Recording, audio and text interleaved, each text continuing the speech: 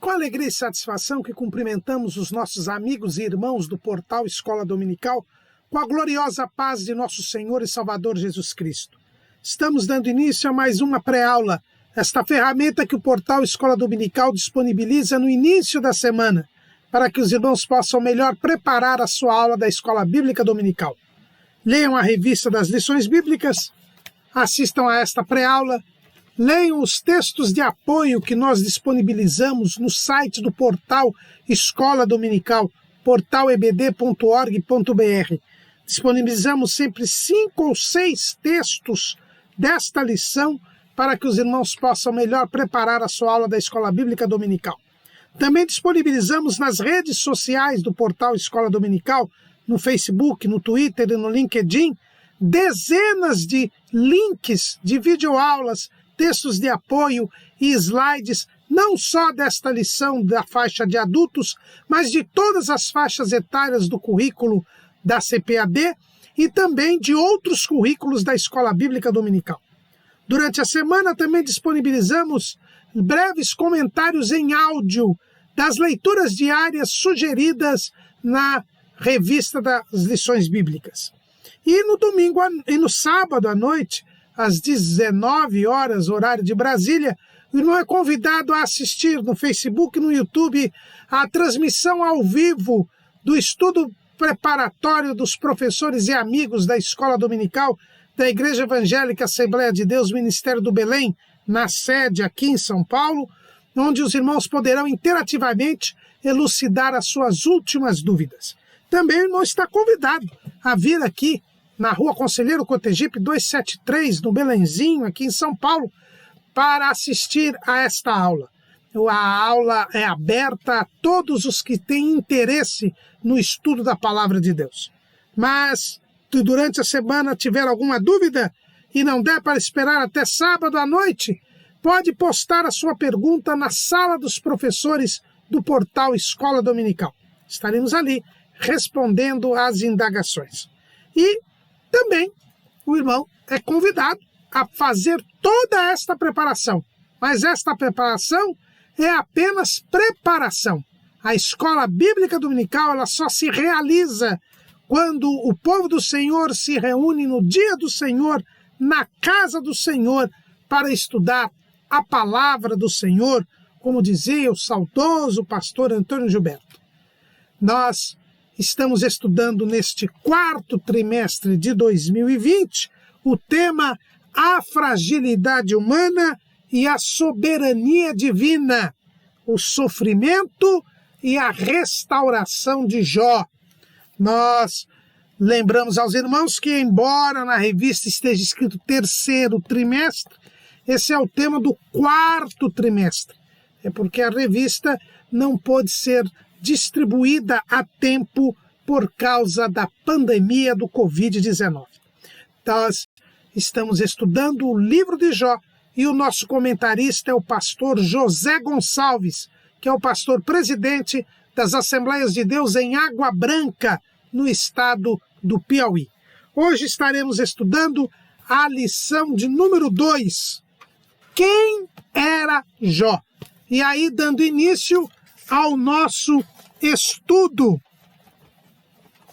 do segundo bloco. O segundo bloco é dedicado à pessoa e ao pensamento de Jó, que é o pensamento correto a respeito de Deus em toda essa discussão do livro de Jó. O que Jó disse a respeito de Deus é verdadeiro, porque o próprio Deus o disse. Lá em Jó, capítulo 42, Jó 42, versículo 7. Sucedeu, pois, que acabando o Senhor de dizer a Jó aquelas palavras, o Senhor disse a Elifaz o temanita: a minha ira se acendeu contra ti e contra os teus 2 amigos, porque não dissestes de mim o que era reto, como o meu servo Jó. O que Jó disse a respeito de Deus, do caráter de Deus, é correto, porque Deus o aprovou. Então, nós vamos agora começar a estudar Jó, a pessoa de Jó, porque a nossa lição de hoje é quem era Jó. Em primeiro lugar, Jó é uma pessoa real, uma pessoa que realmente existiu. Não é uma lenda, não é uma personagem fictícia, como querem insistir os teólogos liberais. Não. Olha o que a Bíblia diz. Jó 1:1. Havia um homem na terra de Uz, cujo nome era Jó. Havia um homem, existia um homem na terra de Uz, cujo nome era Jó. Então a Bíblia diz que Jó é um ser real. E não só aqui em Jó, mas também nós vamos ver mais uma afirmação sobre a existência de Jó no livro de Ezequiel, capítulo 14, versículo 14. Ainda que estivessem no meio dela três homens, Noé, Daniel e Jó. Eles, pela sua justiça, livrariam apenas a sua alma, diz o Senhor Jeová. Então Deus, falando através do profeta Ezequiel, diz que Jó era um homem real. Lá em Ezequiel 14:20, na mensagem, essa mesma mensagem do profeta Ezequiel, é dito, ainda que Noé, Daniel e Jó estivessem no meio dela, vivo eu, diz o Senhor Jeová, que nem filho nem filha eles livrariam, mas só livrariam a sua própria alma pela sua justiça. Deus, mais uma vez, através da boca do profeta Ezequiel, dizendo que Jó era uma pessoa real. E em Tiago 5:11 está escrito, eis que temos por bem-aventurados os que sofreram. Ouvistes qual foi a paciência de Jó e vistes o fim que o Senhor lhe deu. Porque o Senhor é muito misericordioso e piedoso. Então, aqui também Tiago, o irmão do Senhor, confirma que Jó foi uma pessoa que realmente existiu. Então, a Bíblia, em 3 passagens, em Jó, em Ezequiel e em Tiago, revelam Jó como uma pessoa real, uma pessoa que realmente existiu. A Bíblia diz que ele morava na terra de Uz. Há muita discussão sobre onde seria esta terra. Os principais comentaristas entendem que esta terra de Uz se diz respeito às terras de Midian, as terras da Arábia, onde hoje é a Arábia Saudita, o Iêmen, aquela região ali separada pelo Mar Vermelho da terra de Canaã. Então Jó não era israelita, Jó era um gentio, e aqui nós temos uma peculiaridade do livro de Jó, como nós vimos na lição passada, é um livro que fala de um gentio e que enaltece um gentio, algo que somente Deus poderia colocar nas escrituras hebraicas, né? Principalmente diante desse nacionalismo que surgiu ao longo da história de Israel. Então Jó é um homem gentio, não é do povo que Deus está formando na época de Jó. O texto, já vimos que o livro não diz que período Jó estava, mas como Jó era um homem que servia a Deus, fazia sacrifícios a Deus, não era de Israel e nem há menção de Israel no livro de Jó, então ele é anterior à existência de Israel. Como ele já vivia na terra de Uz, como seus amigos, cada um era de uma nação, então ele é posterior à confusão das línguas na Torre de Babel. Então Jó, ele viveu no período posterior à confusão das línguas e no período anterior à formação do povo de Israel. Ou seja, Jó é do período dos patriarcas. É por isso que nós consideramos Jó como sendo um patriarca. Um daqueles homens que a Bíblia mostra que, embora não fossem da nação de Israel, serviam ao único e verdadeiro Deus. Homens como Melquisedeque, o rei de Salém, homens como o próprio Abrão, que foi chamado de Ur dos Caldeus, mas a própria tradição judaica diz que Abrão ele já servia a Deus antes de ser chamado por Deus, porque a tradição judaica, Flávio Joséfo diz que Abrão chegou à conclusão que não havia vários deuses, como já estavam adorando, mas apenas um único e verdadeiro Deus.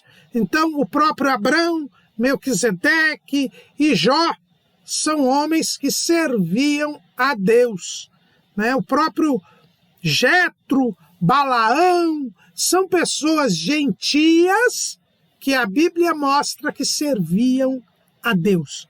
Isto por quê? Porque Noé, o pai de toda a humanidade pós-diluviana, ele era um servo de Deus. E embora a idolatria tenha entrado, muito provavelmente, através de Nimrod, na comunidade única pós-diluviana, este ensino de Noé, genuíno ensino de Noé a seus filhos e a seus descendentes, não se perdeu totalmente. Havia alguns que criam num único e verdadeiro Deus. E Jó é destas pessoas. A Bíblia diz que ele vivia na terra de Uz, que, como nós dissemos aos irmãos, se entende que seja ali uma terra do Oriente, né? Ali na Arábia, no Iêmen, naquela região ali, Midian, naquela região. E Jó era o maior de todos os do Oriente. É o que está escrito ali em Jó, capítulo 1, versículo 3. Ele era um homem que era o maior homem, era um magnata. Hoje se falam nos grandes bilionários da Terra, né? O Bill Gates, por exemplo, o George Soros, né? Essa nata da elite mundial. Jó era o maior de todos os homens do Oriente. E a civilização começou no Oriente, e o Oriente, durante muito tempo, foi muito mais abastado e desenvolvido do que o Ocidente. Então, nós podemos dizer que Jó era o bam da terra naquele tempo, né? Era o homem mais rico, o homem mais sábio, o homem mais abençoado daquele tempo. Agora, é interessante nós vermos que no livro de Jó, a Bíblia diz que havia um homem na terra de Uz, cujo nome era Jó. E aí começa a elencar as qualidades deste homem. E ele começa pelas qualidades morais e espirituais de Jó. Depois é que vai falar que Jó era um homem extremamente rico, que tinha muitos bens. Mas ele começa dizendo, o texto começa dizendo, que este era homem sincero, reto e temente a Deus, e desviava-se do mal. Agora há pouco eu fiz menção a respeito dos bilionários. Sempre há uma lista feita pelaquela revista Forbes a respeito dos bilionários. E há uma ambição muito grande das pessoas participarem desta lista e da posição que elas estão nesta lista. Mas a lista de Deus, as prioridades de Deus são diferentes. Veja que essa lista da revista Forbes, ela tem a ver com as posses, com os bens, com os bilhões de dólares que estas pessoas possuem.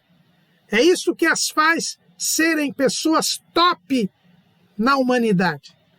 Mas aos olhos de Deus, as coisas são completamente diferentes.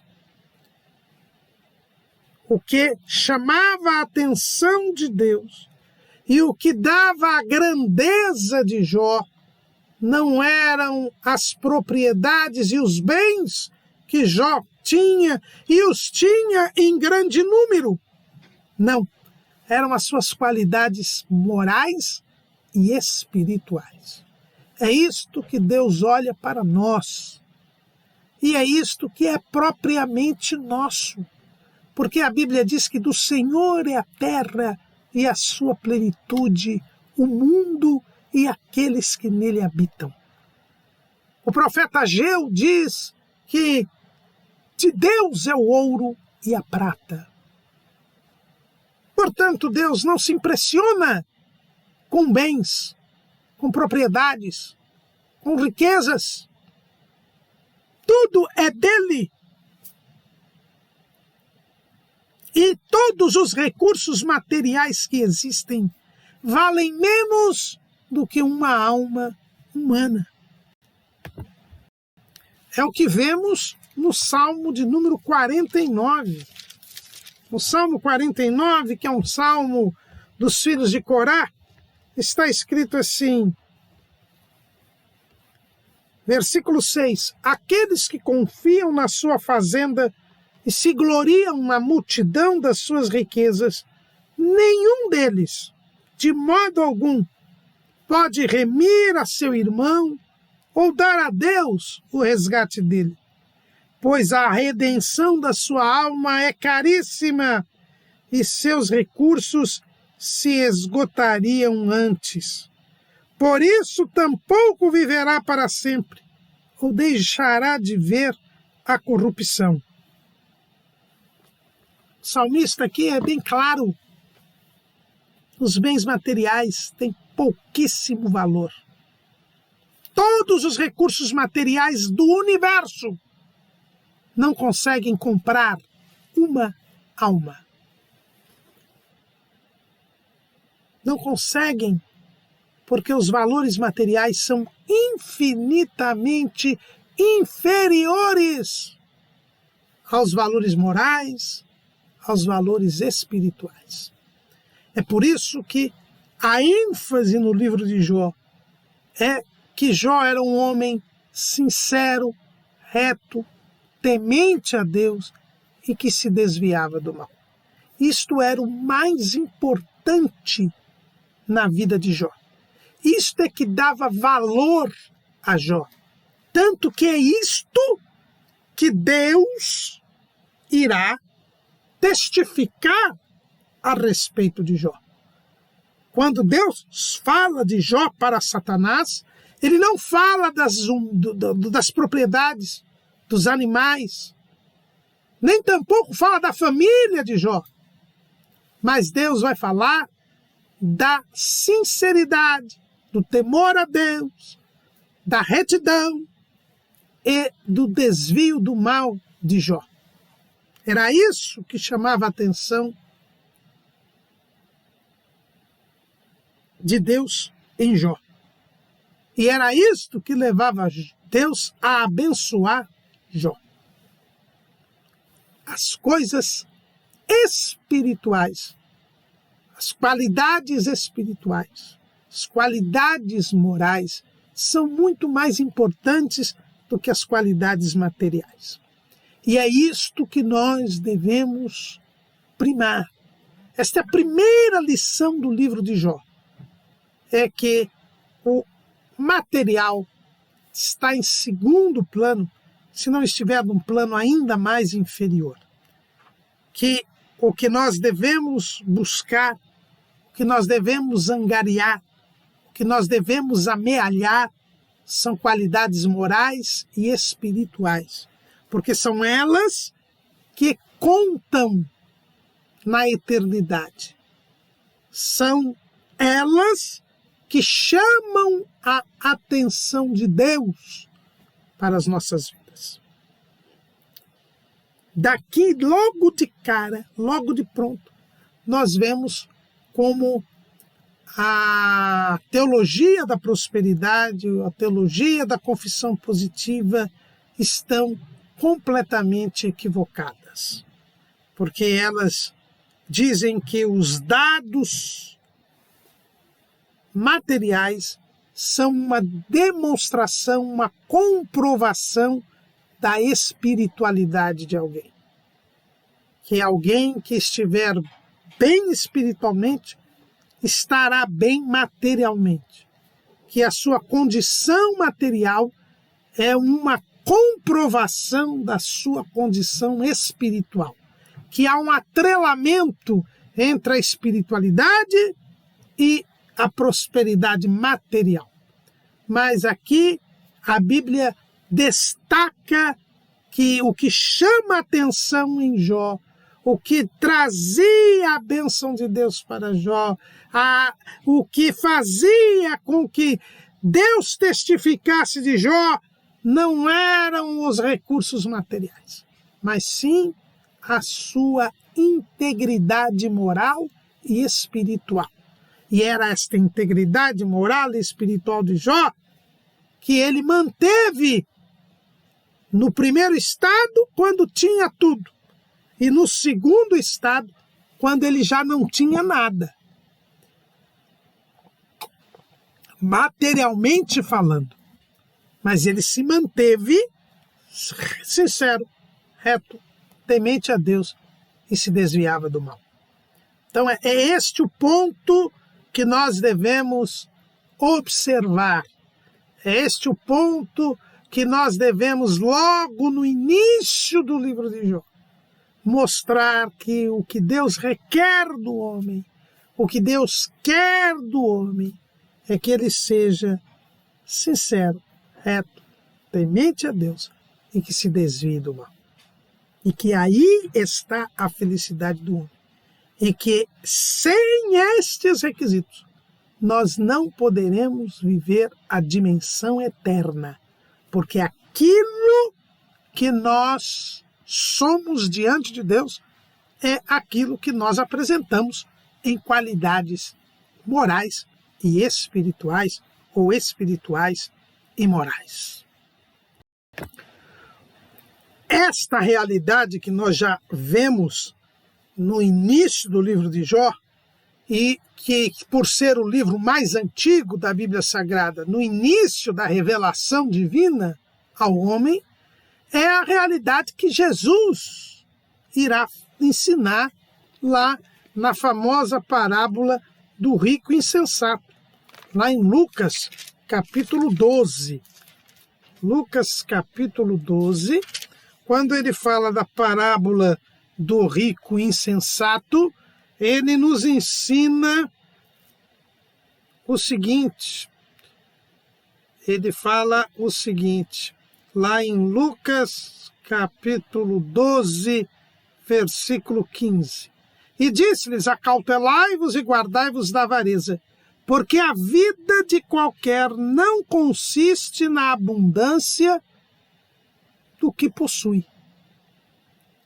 A vida de qualquer não consiste na abundância do que possui. E aí ele conta a parábola do rico insensato, para ilustrar esse ensino, que termina assim: mas Deus lhe disse: louco, esta noite te pedirão a tua alma, e o que tens preparado, para quem será?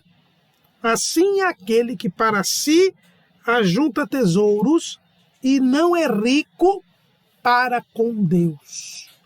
O que importa é que nós sejamos ricos para com Deus.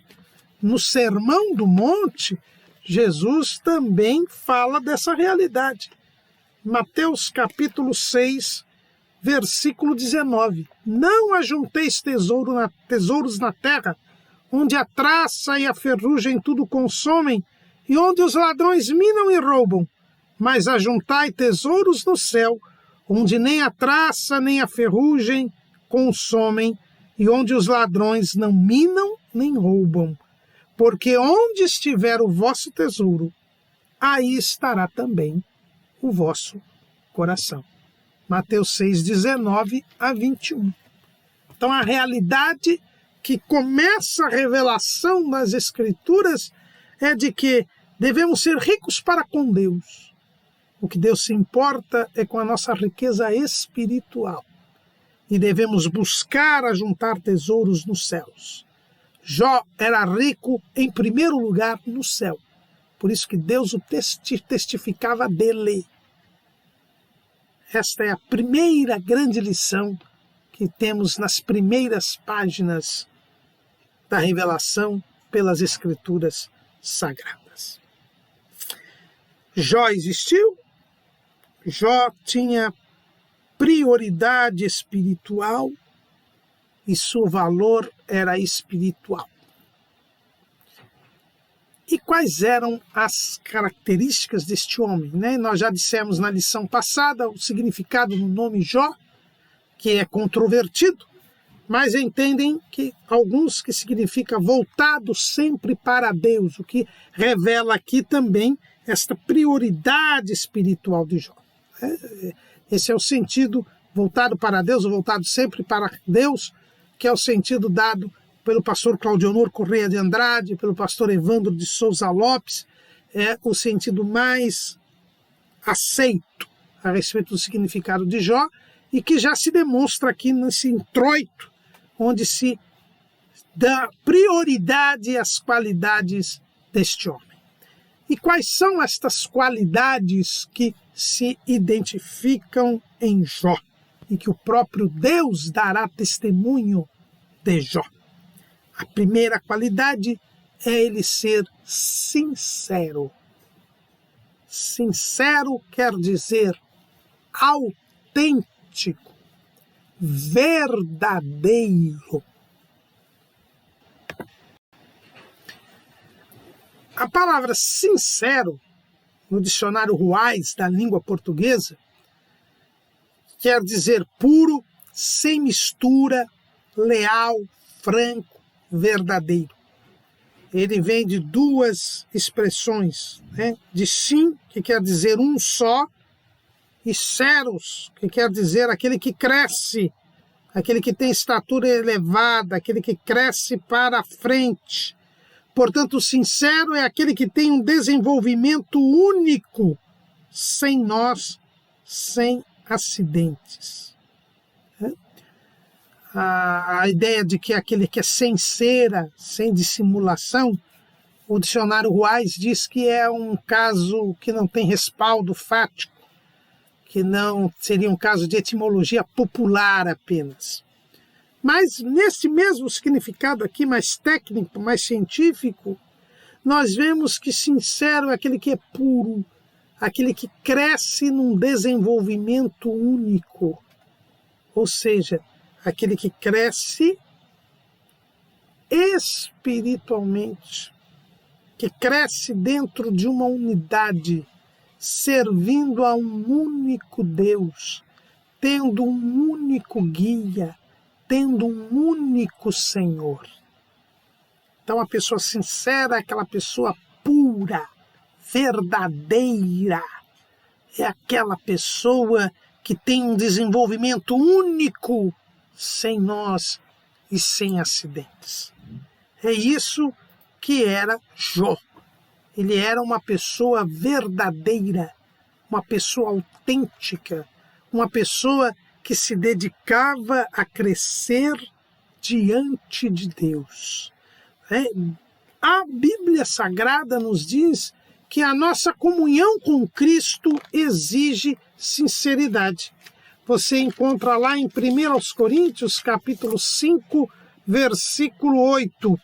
Pelo que façamos festa não com o fermento velho, nem com o fermento da maldade e da malícia, mas com os asmos da sinceridade e da verdade. O servo de Deus, ele tem que ser sincero. Ele tem que servir a Deus com sinceridade.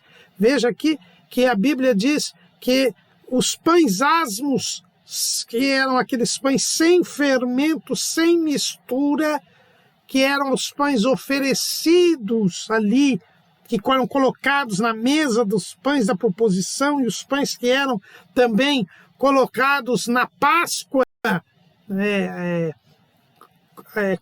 comidos na Páscoa e na festa dos pães asmos, eram pães sem maldade, sem malícia. Isso era Jó. Jó era um homem sem maldade e sem malícia. Lá em 2 Coríntios, capítulo 1, versículo 12, a Bíblia diz assim: porque a nossa glória é esta, o testemunho da nossa consciência, de que com simplicidade e sinceridade de Deus, não com sabedoria carnal, mas na graça de Deus, temos vivido no mundo e maiormente convosco.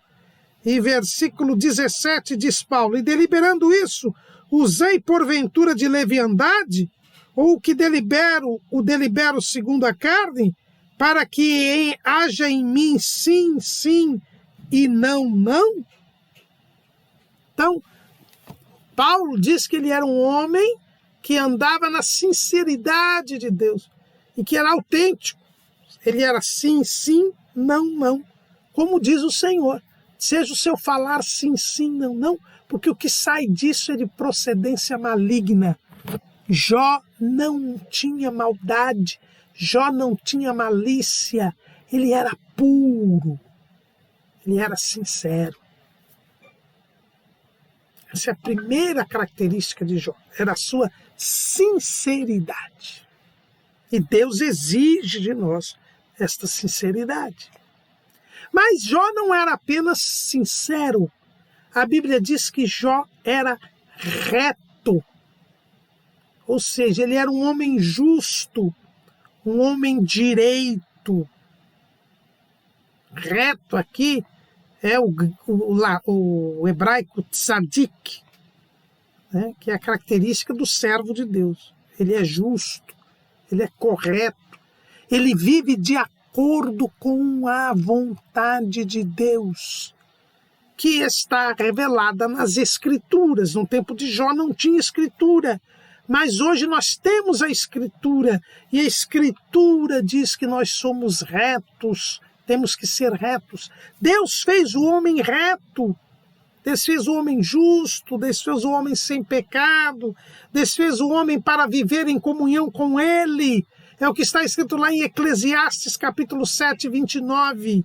Vede tão somente isto achei, que Deus fez ao homem reto, mas eles buscaram muitas invenções. Um homem reto é um homem que não inventa, é um homem que não busca criar um critério de certo e de errado que não seja o critério de Deus. É um homem que vive de acordo com os limites, com os parâmetros, com as regras estabelecidas por Deus. Um homem reto é um homem que faz a vontade de Deus. É um homem que vive conforme a justiça divina, que segue os critérios de Deus, que considera bom o que Deus considera bom, considera mal o que Deus considera mal, considera certo o que Deus considera certo, considera errado o que Deus considera errado. É alguém que não compete com Deus, que não questiona a Deus, nem a sua palavra. Este é o homem reto, é o homem que vive conforme os ditames divinos. Jó, ele era reto. Mas Jó também, a Bíblia diz que ele era temente a Deus. Ser temente a Deus não é ter medo de Deus. A palavra temor, ela tem dois significados em português. Ela tem um significado de medo e ela tem um significado de respeito, de reverência, de obediência. Quando a Bíblia diz que Jó era temente a Deus, ele estava dizendo que Deus era alguém que Jó tinha profundo respeito. Jó era respeitoso para com Deus. Jó reconhecia a Deus como seu Senhor. Jó reconhecia a Deus como alguém que deveria ser obedecido, respeitado e atendido. Jó, ele tinha reverência diante de Deus. Ele se preocupava em agradar a Deus. Temente a Deus, ele quer agradar a Deus. Ele procura sempre estar de acordo com Deus, obedecer a Deus. A preocupação de Jó era não pecar e não permitir que os seus pecassem contra Deus. Tanto que A Bíblia nos fala que ele, toda semana, ele oferecia 10 sacrifícios pelos seus filhos, porque porventura poderiam ter eles pecado em seu coração. E Jó então intercedia por eles, porque Jó não admitia a ideia da permanência do pecado na vida do homem. Ele procurava se manter separado do pecado, ele procurava agradar a Deus. Isso é ser temente a Deus, é buscar servir a Deus, buscar a santidade, não se envolver com o pecado. Jó tinha esta preocupação máxima, e é por isso que a Bíblia diz que Jó não pecou, mesmo quando submetido à provação. A Bíblia diz que Jó não pecou nem atribuiu a Deus falta alguma, porque ele era temente a Deus. Quando sua mulher sugere a ele que amaldiçoe a Deus e morra, ele diz que ela estava falando como uma doida, porque pelo temor que ele tinha a Deus, ele diz: eu tenho que receber de Deus e aceitar tanto o bem como o mal. Porque Deus é o Senhor, Ele é soberano e Ele sabe o que faz. E eu devo me submeter a Ele. É esta ideia do temor a Deus. É a ideia da submissão a Deus. A submissão a Deus. Jó, ele era submisso a Deus. Na fartura ou na miséria, Jó adorou a Deus. Ele ofereceu sacrifícios enquanto era farto. E agora ele também oferece sacrifícios chaguento pelos seus amigos. Jó, sem poder oferecer sacrifícios porque não tinha mais bens, adorou a Deus, reconhecendo o seu senhorio, porque ele era temente a Deus. E nós devemos ser tementes a Deus. Aliás, a Bíblia diz que Deus só ouve os tementes a Deus. É o que está ali no Evangelho segundo escreveu João, capítulo 9, versículo 31. Ora, nós sabemos que Deus não ouve a pecadores, mas se alguém é temente a Deus e faz a sua vontade, a esse ouve. Jó era temente a Deus porque fazia a vontade de Deus. O temor a Deus cria uma comunhão entre Deus e o homem, de tal maneira que Deus ouve aos clamores daquele que é temente a Deus.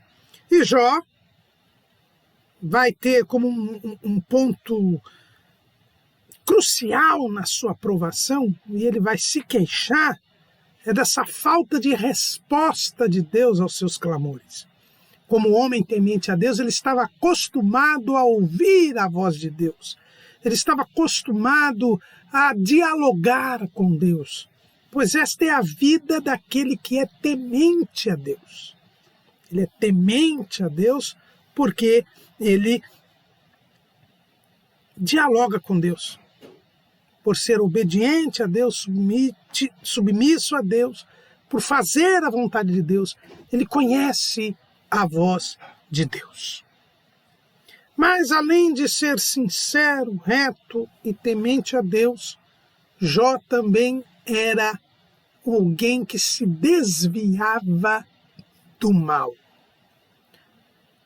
Esta é uma grande realidade que nós também vemos na vida de Jó.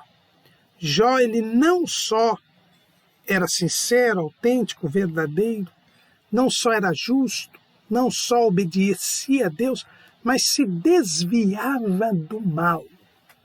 Ou seja, logo no início do livro de Jó, nós vemos a realidade do mal. Nós vamos ter uma lição que vamos falar sobre isso, sobre Jó e a realidade de Satanás, mas Jó não desconhecia a existência do mal, do maligno, e procurava se desviar deste mal.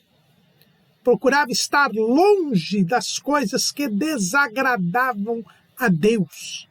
Procurava estar longe de tudo aquilo que não era da vontade de Deus. Ele tinha o cuidado de ser vigilante, de ser alguém que não se misturasse com o mal, com o pecado, com o maligno, com tudo aquilo que desagradasse a Deus. A vigilância é algo que deve estar presente na vida do ser humano. Lá em Provérbios, capítulo 22, versículo 3, a Bíblia diz assim: o avisado vê o mal e esconde-se, mas os simples passam e sofrem a pena. Nós já falamos aqui algumas vezes, no livro de Provérbios, o homem sábio, o homem prudente, o homem sensato, o homem avisado é o servo de Deus. Já o incrédulo, o ímpio, ele é o tolo, o insensato, o simples. Veja que o avisado, ele vê o mal e se esconde. Mas o simples, ele passa e sofre a pena. Se desviar-se do mal é ver o mal e não ir ao seu encontro. É ver o mal e mudar o seu caminho, mudar a sua atitude. A Bíblia nos fala que o Espírito Santo foi mandado por Jesus para nos guardar, nos orientar, nos ensinar. E o Espírito Santo nos avisa. E nós devemos, avisados, não praticar o mal, desviar os nossos passos do mal. Porque se não atentarmos ao aviso de Deus, à orientação divina, nós iremos sofrer a pena. Jó, ele se desviava do mal. Lá em Provérbios 27 e 12, o proverbista assim nos diz: o avisado vê o mal e esconde-se, mas os simples passam e sofrem a pena. É o mesmo ensino que a gente viu ali em 22 e 3 e está aqui em 27 e 12. Nós temos que tomar muito cuidado para não sofrermos as penas pela nossa imprudência, pela nossa falta de vigilância. Nos dias que nós vivemos, onde tudo é muito rápido, onde tudo é para ontem, eu tenho que tomar cuidado. Eu tenho que tomar muito cuidado para não ser precipitado nas minhas atitudes, nas minhas palavras. Precisamente porque nós não podemos, de forma alguma, nos misturarmos com o mal. Nós temos que ter prudência. E a prudência só vem com o nosso conhecimento de Deus. Aqui em Provérbios mesmo, no capítulo 9, Provérbios capítulo 9, no versículo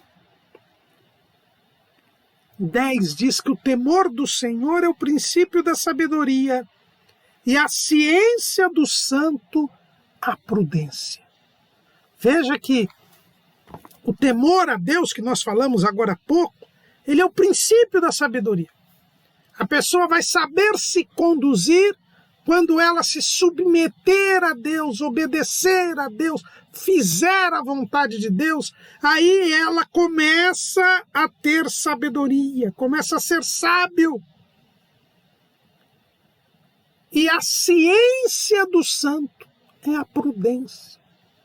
A prudência, ela vem como conhecimento do santo. E quem é o santo? É Deus. O santo é Deus. O anjo Gabriel disse que Jesus era o santo de Deus. Quando eu tenho conhecimento com Deus, quando eu tenho intimidade com Jesus, eu posso dizer que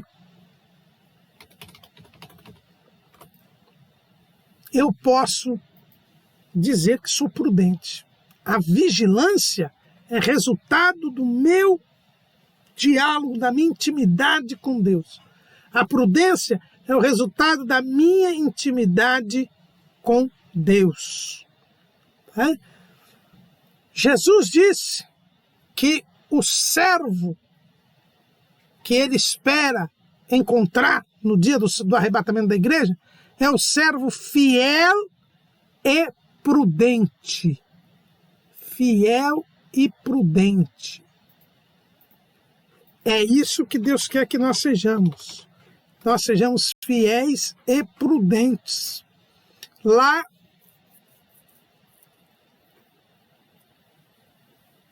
o Senhor Jesus também diz que nós devemos ser simples como as pombas, mas prudentes como as serpentes. Lá em Mateus 10:16. Eis que eu vos envio como ovelhas no meio de lobos. Portanto, sede prudentes como as serpentes e simples como as pombas. Nós estamos no meio dos lobos. Nós somos ovelhas de Jesus, mas no meio de lobos. E precisamos nos desviar do mal, senão o lobo nos devora. Jó era uma pessoa que se desviava do mal. Um exemplo desta prudência de Jó era o cuidado que ele tinha com os olhos. Ele diz lá em Jó, capítulo 31, Jó, capítulo 31, versículo 1. Fiz concerto com os meus olhos. Como, pois, os fixaria numa virgem? Jó, ele tinha todo um cuidado, sendo um homem rico, próspero. Certamente despertava nas mulheres um desejo. E ele também sabia que pela sua posição facilmente ele conseguiria mulheres para si, mas ele fez um concerto, fez um pacto com seus olhos para não fixar seus olhos numa virgem, para não desejar mulheres que não fossem a dele. Ele se desviava do mal, ele tinha cuidado. Ele tinha um cuidado todo especial. Ele era prudente, vigilante. Nós já dissemos aqui, ele oferecia sacrifícios preventivos em favor dos seus filhos. Por quê? Porque ele se desviava do mal. Nós também precisamos desviar do mal. Precisamos ter todo o cuidado. Por isso Jesus disse, as coisas que eu vos digo, digo-as a todos, vigiai. Como diz aquele hino, vigiar é ordem santa. Depois de falar destas qualidades que Jó possuía, qualidades morais e espirituais, aí o texto sagrado nos fala a respeito dos bens materiais de Jó. Jó era um homem rico, era o mais rico homem da terra na época. Porque quando diz que ele era o mais rico do Oriente, o Oriente era o mais rico do que o Ocidente naquele tempo. A Bíblia diz que nasceram-lhe 7 filhos e 3 filhas. Veja que a família é colocada acima dos bens materiais. Jó tinha 10 filhos, 7 filhos e 3 filhas. E era um pai exemplar. A Bíblia diz que ele santificava os filhos a cada 7 dias. Havia um culto doméstico semanal e ele santificava os seus filhos. Ou seja, levava os seus filhos à presença de Deus, fazia com que os seus filhos adorassem a Deus. E também, a cada 7 dias, a Bíblia diz que Jó, ele oferecia sacrifícios pelos seus filhos, 1 para cada filho, eram 10 sacrifícios, porque porventura, dizia Jó, os meus filhos pecaram no seu coração. Isso nos indica algumas coisas. Em primeiro lugar, que Jó ensinou a seus filhos quem era Deus. Ele doutrinou os seus filhos serviam a Deus. Se faziam um culto doméstico semanal a cada 7 dias, e Jó o santificava, é porque eles sabiam quem era Deus. Tinham sido educados sobre Deus. Esse é o primeiro ponto. O segundo ponto é que Jó, portanto, já era um verdadeiro sacerdote no lar. Os pais devem ser sacerdotes no lar. Mas isso era naquele tempo patriarcal. Não, é nos dias de hoje. Nos dias de hoje. Paulo, ele diz lá em 1 Coríntios, capítulo 11, versículo 3. Mas quero que saibais que Cristo é a cabeça de todo varão, e o varão a cabeça da mulher, e Deus a cabeça de Cristo. Então veja que o pai de família, ele tem por cabeça a Cristo, e ele é a cabeça da mulher, ele é a cabeça da família. Portanto, é ele o mediador na família entre Deus e os familiares. Nós temos aqui ainda um sacerdócio reservado ao pai de família. Na igreja, todos somos sacerdotes. O sacerdócio hoje é universal. Mas na família, incumbe ao varão este papel, porque ele tem por cabeça Cristo e ele é a cabeça da mulher, de onde vêm os filhos. Então, ele é um mediador entre a família e Cristo. Cristo. Portanto, estamos falando da nova aliança. E Jó, em outra dispensação, ele era o sacerdote do lar. Levava os filhos à presença de Deus e intercedia pelos filhos. Ele tinha a noção daquilo que só alguns séculos depois iria ser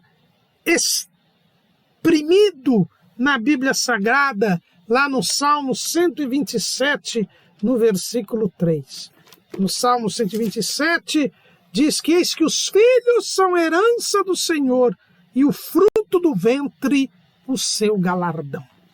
Então, Jó sabia que a família era uma dádiva que Deus lhe havia concedido e que seus filhos eram herança do Senhor.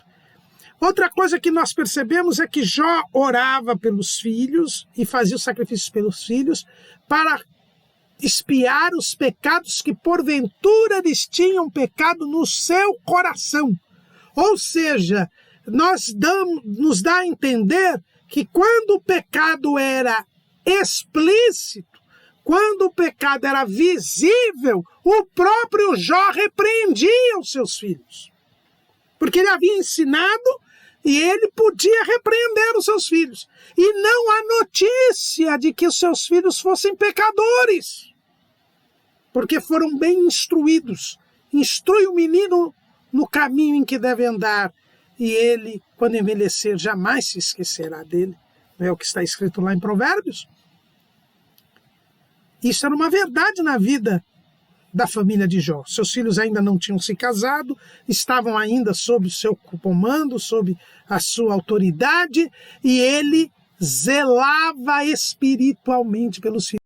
Em primeiro lugar, ele se preocupava com o bem-estar espiritual. Mais uma vez aqui, a prioridade que Jó dava aos assuntos espirituais.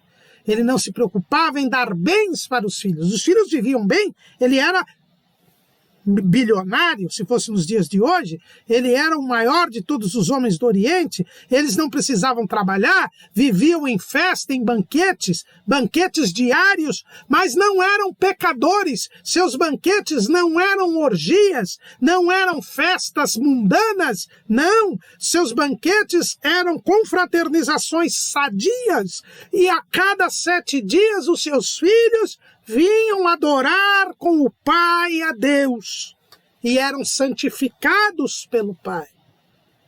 E Jó, mesmo com a vida correta que eles tinham, Jó intercedia por eles pelos pecados que ele não tinha acesso. Porque se eles pecassem só no coração, só Deus conhece o coração. Ele não podia discernir esses pecados, mas eram por eles que ele intercedia. Jó era um homem extremamente cuidadoso com a sua família, zeloso com a espiritualidade da sua família, um verdadeiro sacerdote do lar. E mais do que isso, irmãos, Jó, ele tinha um grande patrimônio, né? A Bíblia fala do seu patrimônio. Resultado das bênçãos de Deus, sem dúvida alguma, porque do Senhor é a terra e a sua plenitude, o mundo e aqueles que nele habitam. Mas não decorrência direta da sinceridade, da retidão, do temor a Deus e do desvio do mal. Não, Jó era abençoado por Deus. Deus se agradava de Jó, mas se agradava porque ele era sincero, reto, temente a Deus e se desviava do mal. E não era por causa dos bens que ele tinha que ele servia a Deus, como irá acusar o diabo. Pelo contrário, né? A Bíblia diz que ele tinha 7.000 ovelhas, 3.000 camelos, 500 juntas de boi, 500 jumentas. Tinha muita gente ao seu serviço. Tinha muitos criados, muitos